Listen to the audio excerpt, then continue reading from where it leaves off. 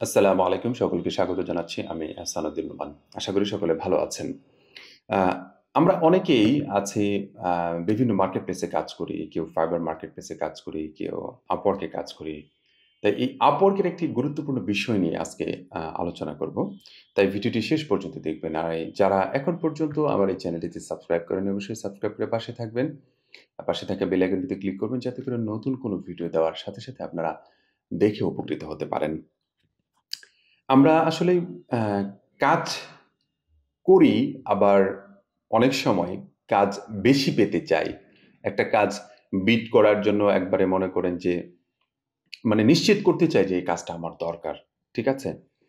এটা একটা বিষয়, এটা বিট করে আমরা কাজগুলো পাই। আরেকটি হচ্ছে যে আমাদের কাছে অটো ইনভাইটেশন আসে।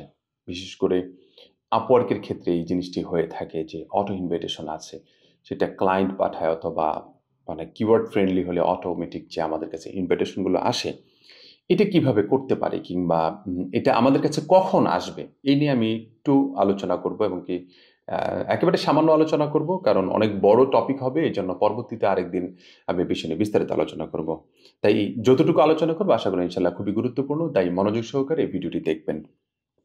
আচ্ছা, সর্বপ্রথম যে বিষয়টি সেটা হচ্ছে যে আমাদের কাছে যদি কোনো আম জব ইনভাইটেশন আসতে চায় কিংবা মানে আমাদের কাছে যদি পাঠানো হয়, অটোমেটিক্যালি পাঠানো হয় তাহলে এটা কখন আসবে আমার কাছে? সেটা হচ্ছে যে আমি ৩ টি মানে গুরুত্বপূর্ণ বিষয় তুলব। ৩ টি বিষয়ের অবশ্যই এই জব ইনভাইটেশন, অটো ইনভাইটেশন আসার জন্য খুবই গুরুত্বপূর্ণ।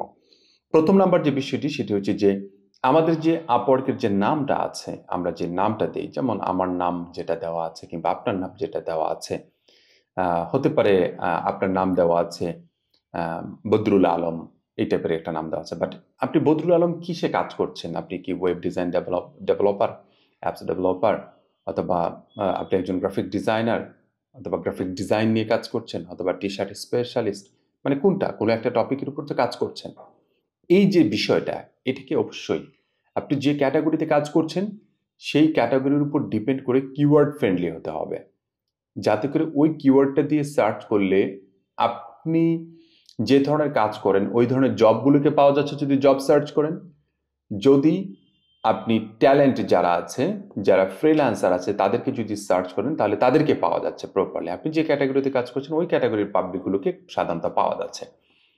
এই ধরনের একটা কিওয়ার্ড আপনাকে মানে এসইও ফ্রেন্ডলি কিওয়ার্ড যেটা দিয়ে সার্চ করে এই রিলেটেড জবগুলো পাওয়া যাচ্ছে, এই রিলেটেড পাবলিকগুলোকে পাওয়া যাচ্ছে। এরকম একটি টপিক আপনি আপনার যে নামটা আছে নামের এখানে দিতে পারেন। যেখানে আপনার মূলত আপনি একজন গ্রাফিক ডিজাইনার, আপনি একজন টি-শার্ট ডিজাইনার, আপনি একজন ওয়েব ডিজাইন ডেভেলপার, আপনি কোন টপিকের উপর কাজ করছেন, ঠিক আছে? সেই বিষয়টা আপনি এসইও ফ্রেন্ডলি যেটাকে বলা হয় সেটা দিতে পারেন। সেটা আর ২য় নাম্বার যে বিষয়টি সেটা হচ্ছে যে প্রোফাইল ডেসক্রিপশন যেটা আছে আমরা দিয়ে থাকি। এটা আমরা অনেক সময় দিয়ে থাকি। অনেকের কাছ থেকে আমরা কপি করে নিয়ে এসে দেই। আসলে আমরা কোথা থেকে কপি করে নিয়ে আসতেছি এটা কিন্তু Upwork এর মতো একটি মানে জায়ান্ট মার্কেট প্লেস এগুলো তো বুঝতে পারে। ঠিক আছে? যে আপনি আদৌ কোথা থেকে কপি করেছেন কিনা কিংবা আদৌ আপনি এখানে লিখেছেন কিনা, কতটুকু কপি করে নিয়ে এসেছেন, সে যে যতটুকু কপি করে নিয়ে এসেছেন সেটা কোত্থেকে নিয়ে এসেছেন, অল এভরিথিং, অল এভরিথিং তাদের কাছে আছে, মনে রাখবেন। ঠিক আছে? মনে করেন যে আপনার মাথার উপরে তারা একটা ক্যামেরা বসায় রাখছে। আপনি কি করতেছেন না করতেছেন, অল এভরিথিং এরকম। যে আপনি তাদের এখানে অ্যাকাউন্ট করার পরে আপনি কোথায় কি করছেন না করছেন সবকিছু আপনি দেখতে পারবেন। আমাদের এই ডেসক্রিপশনটাকে অবশ্যই এমনভাবে করতে হবে যে আপনি আসলে যে ক্যাটেগরির উপর কাজ করছেন, এই ক্যাটেগরির উপরে আপনার এক্সপেরিয়েন্স কেমন আছে, কতদিন থেকে কাজ করছেন, কেমন কাজ ইতিমধ্যে করেছেন, কেমন ক্লায়েন্টদেরকে আপনি সাপোর্ট দিতে পারবেন, একজন ক্লায়েন্ট আপনার কাছ থেকে কোনো একটা সার্ভিস নিলে তাকে কি ধরনের হেল্প আপনি করতে পারবেন। ঠিক আছে? ওভারঅল যে বিষয়গুলো আছে, এই বিষয়গুলোকে আপনি উপস্থাপন করবেন খুব স্মুথলি। পাশাপাশি আম আপনি যে ক্যাটেগরির উপর কাজ করছেন, ওই ক্যাটেগরির উপর বেস করে কিছু কিওয়ার্ড ফাইন্ড আউট করবেন। ঠিক আছে? কিওয়ার্ড ফাইন্ড আউট করার পরে এখন কিওয়ার্ডগুলো কোথা থেকে ফাইন্ড আউট করবেন? আপনি ওই যে সার্চিং যে জায়গাটা আছে, জব সার্চিং এর জায়গা আছে, ট্যালেন্ট সার্চিং এর যে জায়গা আছে, ওখান থেকে ট্যালেন্ট দিকে সার্চ করে দেখবেন যে অন্যরা কিভাবে লিখেছে।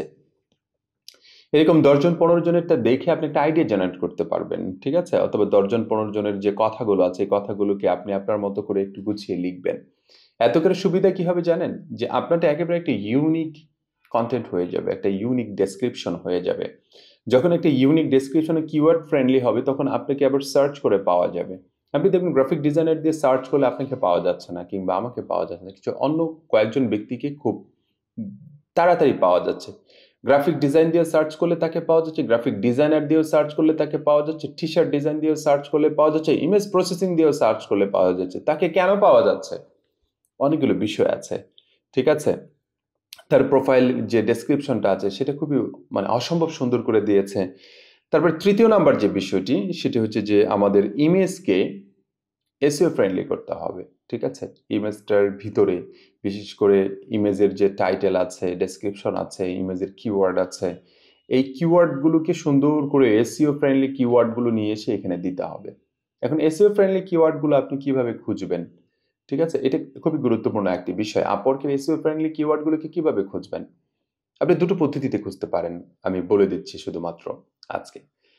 ১ম নাম্বার সেটি হচ্ছে যে জবগুলোকে আপনি আগে ফাইন্ড আউট করবেন। আপনি যে ক্যাটেগরিতে জব করতে চান, যে ক্যাটেগরিতে আপনি কাজ করতে চান, ওই ক্যাটেগরির জবগুলোকে আগে ফাইন্ড আউট করবেন। হতে পারে আপনি গ্রাফিক ডিজাইন দিয়ে আপনি সার্চ করে আপনার ক্যাটেগরির জবগুলোকে আপনি নিলেন। সিলেক্ট করার পর ওই জবগুলো যখন আপনি ওপেন করবেন দেখবেন বায়াররা কোন কিওয়ার্ডগুলো দিয়ে এই জবটাকে রিলিজ করেছে। ওই কিওয়ার্ডগুলোকে সম্পূর্ণ কপি করে ফেলেন। হয়তোবা কোনো একটা এক্সেল শিট অথবা গুগল ডক যেকোনো জায়গায় আপনি গিয়ে নিয়ে যান। এরকম ২০, ৫০ টা ১০০ টাতে আপনি জবকে টার্গেট করেন। টার্গেট করে আপনি এগুলো এক্সেল শিটে নিতে পারেন। এক্সেল শিটে নিলে সুবিধা হবে কি? এটা ডুপ্লিকেট যে ইয়েগুলো আছে। একটা জিনিস হয়তোবা কিওয়ার্ড ২ বার, ৩ বার, ৪ বার, ১০ বার পর্যন্ত আসতে পারে। তো এই কিওয়ার্ডগুলোকে আপনি ডিলিট করে দিতে পারেন। ডুপ্লিকেট কিওয়ার্ডগুলো আপনি কোত্থেকে আপনি কিভাবে ডিলিট করবেন? এটাও একটা বিষয়। এই ডুপ্লিকেট কিওয়ার্ডগুলোকে আপনি ডিলিট করবেন। YouTube এ গিয়ে সার্চ দিবেন যে how to remove duplicate text.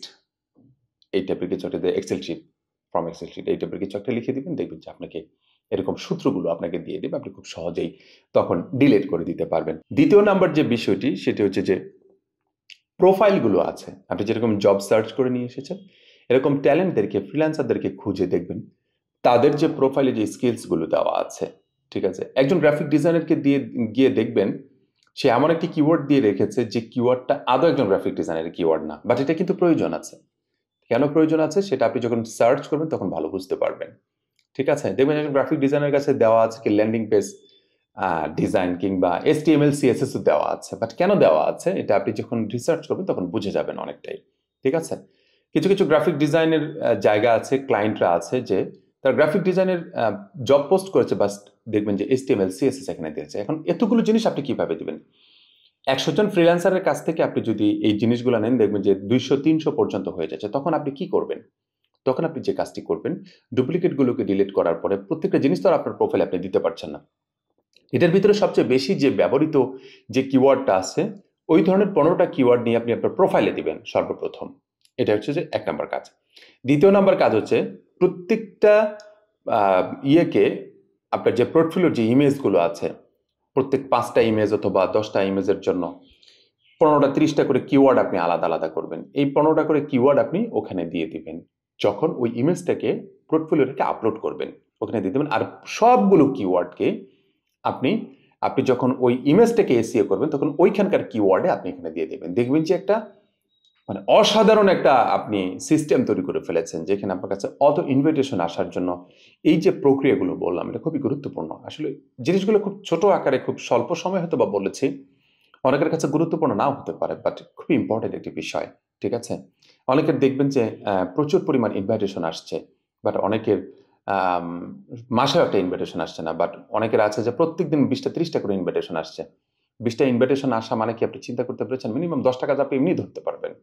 ঠিক আছে? আর ইনভিটেশন আসে আপনার কোনো প্রকার কানেক্ট কাটে না। আপনার কোনো টেনশন নাই। কোনো টেনশন নাই। তবে একটি গুরুত্বপূর্ণ বিষয় হচ্ছে যে ইনভাইটেশনকে অ্যাকসেপ্ট করতে হবে। অ্যাকসেপ্ট করে বলতে হবে যে আমি এই কাজটির জন্য পারফেক্ট।